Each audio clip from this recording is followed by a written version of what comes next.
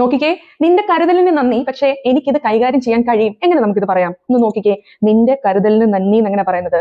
I appreciate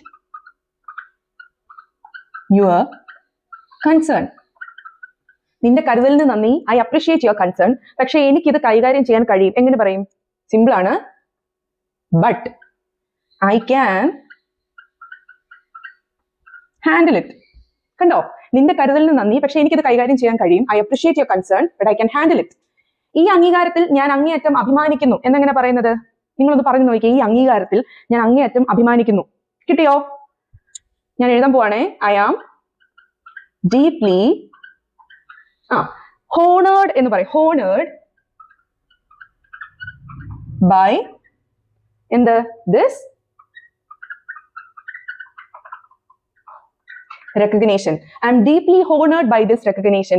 ഈ അംഗീകാരത്തിൽ ഞാൻ അങ്ങേയറ്റം അഭിമാനിക്കുന്നു. എന്റെ ഭാഗത്ത് നിന്നുണ്ടായ മനഃപൂർവ്വമല്ലാത്ത തെറ്റായിരുന്നു അത്. എങ്ങനെ പറയാൻ പറ്റും? Let me know in the comment.